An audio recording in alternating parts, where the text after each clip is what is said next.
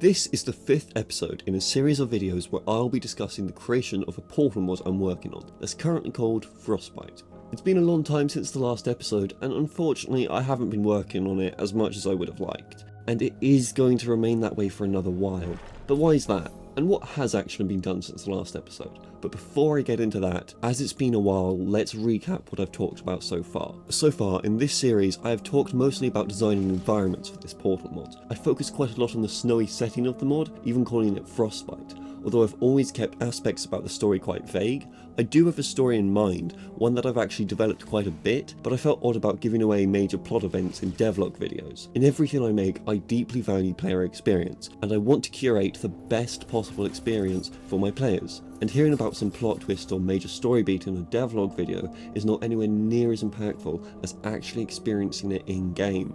The compromise I came up with in the last episode is that I will more openly talk about the first act and keep the rest quiet, which I will talk about it more in this episode, however very lightly, because like any story should, the first act of Frostbite does set up the entire rest of the game. Whilst I don't think it's possible anyone could guess the full story, do you know how embarrassing it would be if I checked the comments of the video and someone correctly predicted the majority of the game? But my paranoia aside, what I've said so far is that you're some random test subject who's going to help a scientist that's in another part of the facility, and there's a core there too, which is incredibly vague. Like, I didn't even give you their names. I call them scientist character and the core character. They've had names the whole time, I just didn't say, and I can't remember why. Although to be fair, I think names are a very low priority aspect of a character.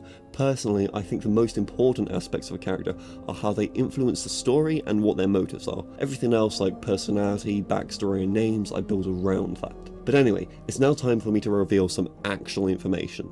So what's Frostbite actually about? Before the neurotoxin and before GLaDOS, Aperture had another promising project, called Project Oneiros. The lead of Project Oneiros was Wolfhelm, a neuroscientist who joined Aperture in the 80s to help with developing stasis technology for suspending humans. Wolfhelm had also been working in his free time developing ideas to improve stasis. He thought of a way to somehow keep the mind active while the body remains in stasis. He pitched his research to his peers, and soon Project Oneiros began. In time he was made director and even given his own lab and team to work on this. They developed technology to allow for a human consciousness to interface with computers whilst in stasis, like virtual reality. Although the technology wasn't perfect, it needed testing before it was safe for wide-scale use or selling the product, so Aperture supplied him test subjects for this. But they didn't last long. If they didn't die while in the machine, the side effects from leaving it were never good. They develop psychosis, start seeing things that aren't there, become aggressive and attack scientists, or try to escape. And soon after all this, they would die anyway. For many, being assigned a subject for Oneiros was a guaranteed death sentence within a month. But the project pushed forward. In the 90s, updated technology was developed and a new containment area for the subjects was constructed.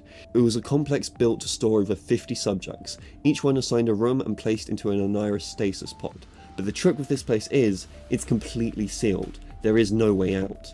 At least not without using another Aperture technology. And any subjects who managed to escape their rooms would starve to death trying to escape. A perfect prison. You were one of these subjects. Several decades later, after the neurotoxin and after the destruction of GLaDOS, Wolfhelm is no longer at his old lab, and he is somehow still alive. And likewise, so are you. You are the sole survivor of Oneiros. When most died after only a brief time in stasis, you survived decades. But unfortunately, you didn't get out unscathed. It took a great toll on your mind, and very soon you will likely die. And the only person alive with even the slightest chance of saving you is Wolfhelm, the very same scientist responsible for doing this to you, and who is now trapped on the other side of Aperture. He sent his personal core assistant to retrieve you, but will you make it to him in time, and what's going to happen along the way? So that's the setup for Frostbite. Now technically, most of that is backstory, not the actual first act, but a lot of it is explored throughout the first act. And personally, I think this is the best way to pitch the story without giving away things I don't want to give away. Now the story hasn't always looked like this. It's gone through many changes, but this is roughly the way it seems to be sticking. Now I mentioned the core briefly, but I didn't get into that as I wanted to keep the focus on the player character in Wolfhelm, but the core is Wolfhelm's personal assistant called Ash. Ash has been with Wolfhelm since before the fall of Aperture and has stuck with him all this time later. but that's all I have to say on the story for now. And one more thing, the first half of this game isn't going to be set in winter anymore. The first half will be autumn, and it will transition to winter by the end. So calling this Frostbite is a bit of a stretch, especially when the story I just described has absolutely nothing to do with the cold, so I'll likely be changing the name, although I will be waiting until further into development before picking that and just keep Frostbite as the working title. Since the last episode, I've done some work on making environments for this hotel map. I won't get into too many details, but this map serves as a mysterious introduction to one of the major elements of the game. What starts as an ordinary but quiet hotel turns into something stranger. Things stop making sense, rooms start changing, and locations seem to loop. I'll leave the rest for another time and let you think about what might be going on there, but this map was quite fun to work on. Designing a hotel aesthetic was quite unique. I made use of a lot of the assets from the underground lobby in Chapter 6. And whilst most players probably won't spot this, I have added a lot of interactable features to the map. Turning this lamp on and off, trying to open the doors, knocking on this window, toggling this fuse box, although I'd say it's probably worth me finding a way to integrate this more into gameplay, or otherwise make it more obvious to a player that they can interact with these things, as I don't want to go through that effort for nothing. It might be worth deciding to cut the things that aren't obvious, like knocking on the window, and keep the things that are, like trying to open the doors. But I do still enjoy adding interactable elements to maps. I even did this with a special office made for Sunbird. You can use the computers there and interact with this radio. I feel an interactable environment makes for a more immersive experience, although that only works if the player actually knows it's interactable, which is something I'm still solving. But anyway, that's been the bulk of what I've been working on in terms of Hammer. Now let's talk about the music. Since the last episode, someone from our Discord, Equiston, joined on as a composer. They quickly got to work making some tracks for areas fitting what I've already shown off in the videos before. I'll let you have a listen to one of their tracks here.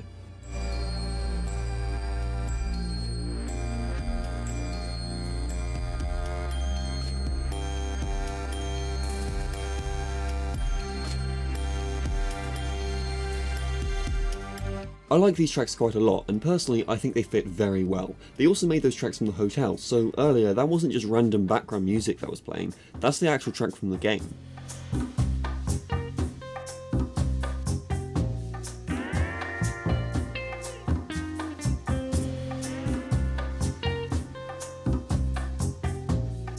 Including that distorted version that plays in those sections where things get strange.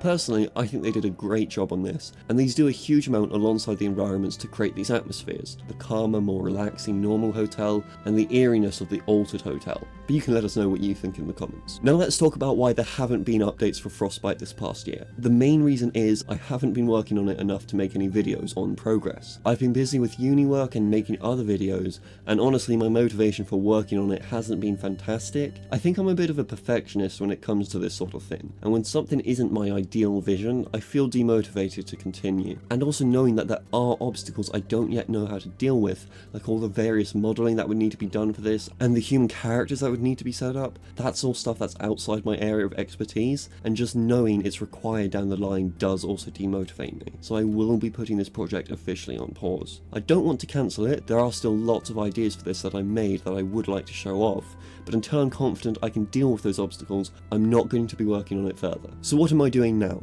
Besides working on other videos, I'll be practicing and learning about these things, but I'm also working on a smaller project which I'll be doing a few basic assets for. I'm not going into detail on what that is, but I'm planning it to be a short workshop series with its own little story, similar to Portal Plus, although with much more polished visuals, gameplay, and a more coherent story. I'll also be featuring a custom character with voice lines which will let me tell a more engaging story and experiment with that side of game design in preparation for Frostbite. But the main thing I'll be experimenting with this is making custom assets. I'll be updating you on more details for when the series will be coming a bit later when it's more developed, but for now I don't want to make any promises for when it will be coming. I'm making a rule with myself to not scale this any further like I did with Frostbite, so when I make a video on this you're not going to hear that I've now added 20 new maps to this project. I'm keeping the scope manageable. So that's where I'm at with this mod. For the latest updates on any future projects, including Frostbite and this new project I'm working on, you can join my Discord. The link is in the description. We also host competitions and discuss mapping if you're interested in that too. And if you're interested in supporting me and projects like Frostbite,